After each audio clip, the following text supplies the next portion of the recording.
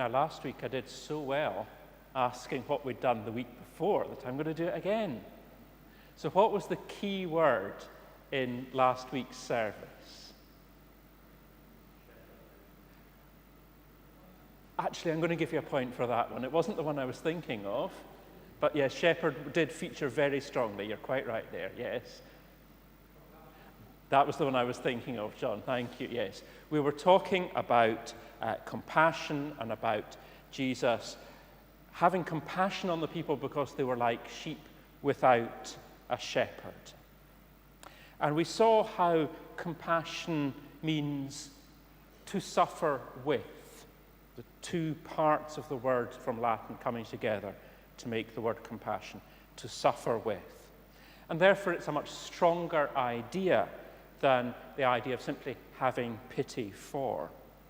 And we saw last week how Mark said that Jesus had compassion on the people, that he suffered with them in their hunger, in their fear, in their illness and their anxiety. Jesus' compassion, his suffering with, is one of the ways we see through him into the true nature of God, who is perfect love.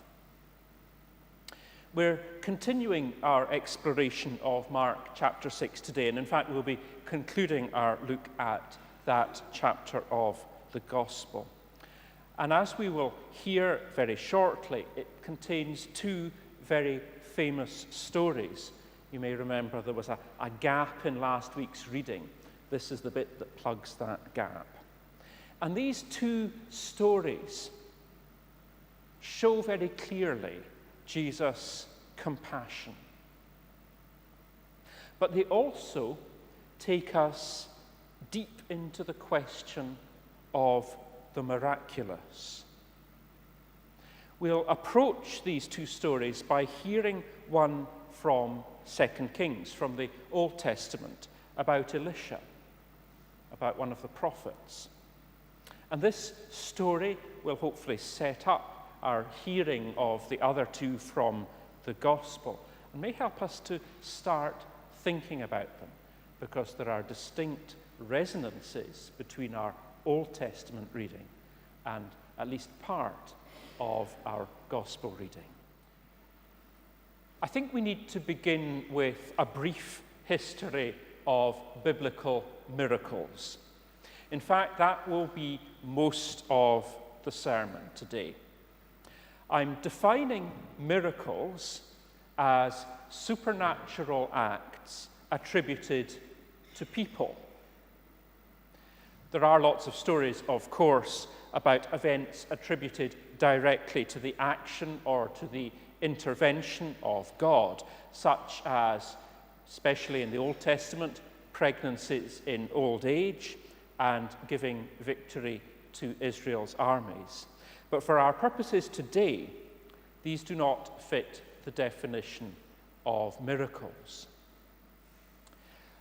I suspect that most people think that the Bible is full of miracle stories and that all sorts of miracles are happening all the time within its pages.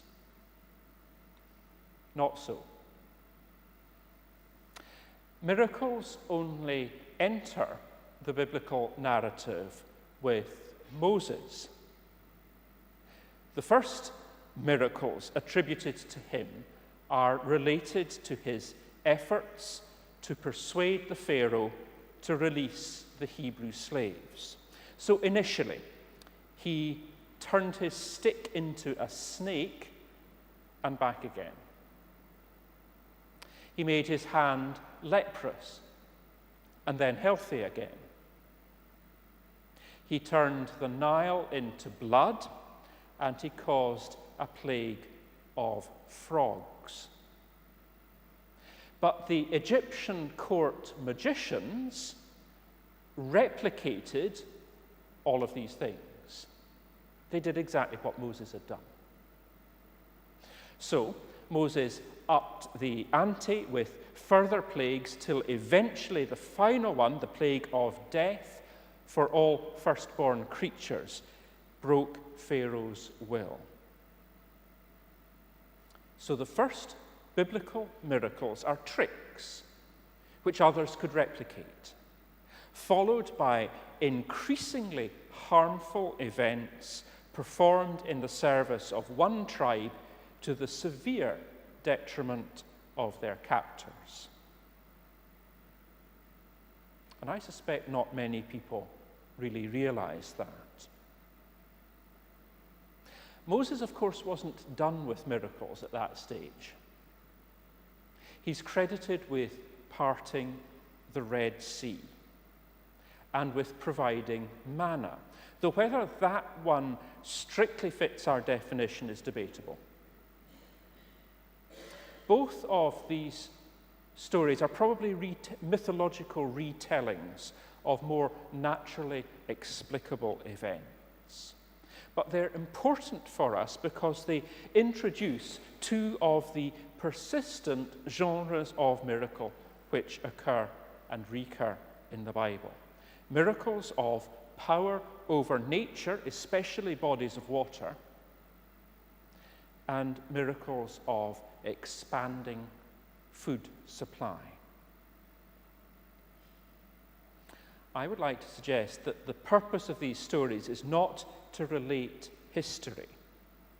All were oral tradition for at least 300 years before they were written down. But their purpose is to convey that Moses was a person who was close to God. And by extension, the people he led, the Israelites, were a people close to God.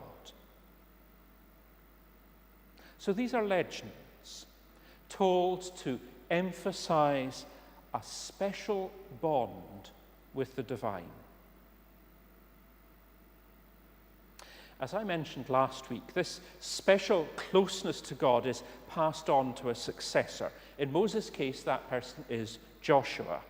And he too has miracles of power over nature credited to him. As Moses had parted the Red Sea so that the Hebrews could cross into the wilderness, Joshua parts the river Jordan so that they could leave the wilderness and enter into the promised land. Two water parting stories begin and end the story of the Exodus, which is quite neat. Incidentally, you might be interested to know, Joshua also one day stops the sun in its journey across the sky in order to have more daylight for his army to slaughter their fleeing enemies after a battle. And if you're thinking, but doesn't the earth revolve around the sun, not the other way around? I think that kind of helps to make the point that this story, in fact, none of these stories, can be historical. They are legends about closeness to God.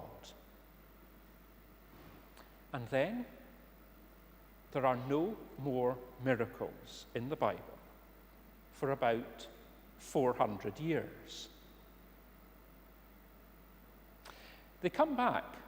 Miracle stories re-enter the biblical narrative with Elijah.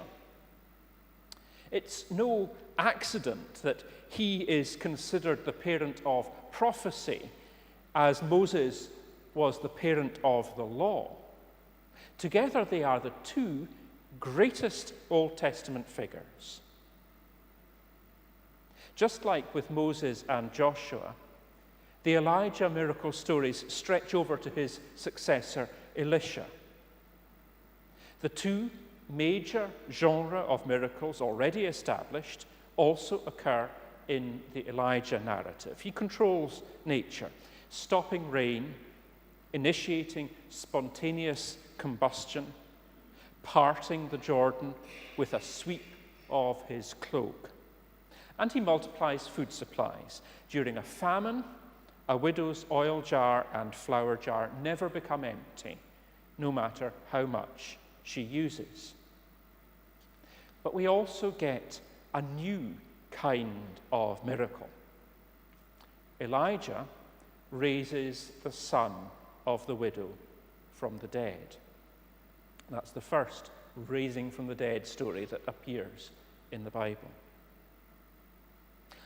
All three genres of miracle appear in the narrative of Elisha. Using Elijah's cloak, he too parts the Jordan to cross dry shod. He expands a limited food supply, as we heard in our first reading, which Ivy read for us. And he too raises a child from the dead. But he goes a step further. In the story of Naaman, a Syrian general, he heals an illness. And if you don't count Moses' hand, that trick, this is the first healing miracle in the Bible. But after Elisha, there are no more miracles for another 700 or 800 years until we meet a man from Nazareth. So what have we got so far? After a shaky start, a lot of plagues in which the miracles are harmful rather than beneficial, we have 2 episodes of miracles, both associated with towering figures and their immediate successors. First, we have nature control and food supply miracles. And then in the second episode, added to them are raising from the dead and healing from disease. Each time, there is an episode of miracles within the biblical narrative. They reach new levels. And so it is with Jesus. There is a lot to be said about the miracles attributed to Jesus, too much for today. The different gospel writers treat them differently. John, in the 4th gospel, the latest to be written, includes comparatively few compared with Matthew, Mark, and Luke. And he never calls them miracles, but prefers to call them signs. In other words, things which point to something else more important. Paul, who is the author of the oldest New Testament writings, never once hints at any miracles associated with Jesus. Although the argument from silence is never a strong one, 3 possible reasons for this come fairly easily to mind. Either he hadn't heard of Jesus performing miraculous acts, or he didn't think that such acts were important, or they never happened as literal historical events. In contrast to Paul, though, on the other hand, Mark, who is the source that we're looking at today, includes lots of stories of miracles in his account of Jesus. So to him, these stories are clearly very important. And this morning, we've heard about one of the most famous. And this chapter within Mark's Gospel also includes the story of Jesus walking on the water over the lake to the disciples who are terrified in a storm in a boat. So there we have, in this chapter, a food supply miracle and a nature control miracle. 2 stories consistent with the Moses, Joshua, and the Elijah, Elisha traditions. And both of them take these genres to new levels.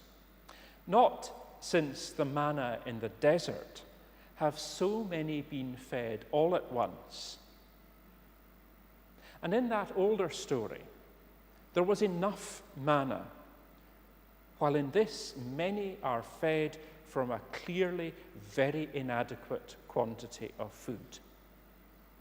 5 loaves and 2 fish. And as we heard in the story about Elisha, he had 20 loaves at his disposal and only 100 people to feed. So this is clearly going to a new level. And in the story of Jesus walking on the water's not parted. in order to walk dry on the seabed or the riverbed. The water itself is walked on, and for good measure, a storm is stilled. Again, increasing the wonder of the story. But are these supposed to be stories of actual events? Many people believe so. Some have sought natural explanations, such as people sharing food that they had with them anyway, or Jesus somehow finding a barely submerged sandbar or reef or something like that and walking along it. But to me, these ideas only serve to rob these stories of their power. Others with greater faith than I have may be able to believe that these are accounts of literal historical events. But I find I cannot. To me, they are legends, legends which link Jesus to the greatest figures of the Jewish faith. Legends which say that he is a greater figure even than Moses or Elijah. Legends which tell us through metaphor that Jesus was very close indeed to God. I think that understanding that there is a very limited number of genres of miracle in the Bible, only 4, is helpful in unlocking their meaning. Nothing attributed to Jesus steps outside of the genres established in the Old Testament. Take them to new levels, but they're not substantially different. There is, for instance, no teleportation, at least until we get to resurrection appearances, like there is with attributed to Muhammad in Islamic tradition. He apparently moved instantly from one city to another. These legends, I think, are therefore about continuity with the Old Testament. They're about fulfilling messianic promise. They're about revealing closeness to God and revealing the nature of God. And that is Jesus' mission. In the giving thanks and the breaking and the giving of the bread, there are clear liturgical resonances. This is, after all, a story written in a community which practiced the reenactment of the Lord's Supper as we do. This is about the practice of faith, about the living of belief. And I point that out because if we can look beyond the impossibility of feeding 5,000 people with 5 loaves and 2 fish, our minds can be opened to see this as a story about it being the will and the nature of God that all should be fed, that all should be included, that all should have enough, and there to be some left over. To me, this is not really primarily a story about a miracle performed once or twice a couple of thousand years ago, but it is a story of Jesus revealing that the perfect love we call God impels all who share in the God of love to ensure that no one goes hungry.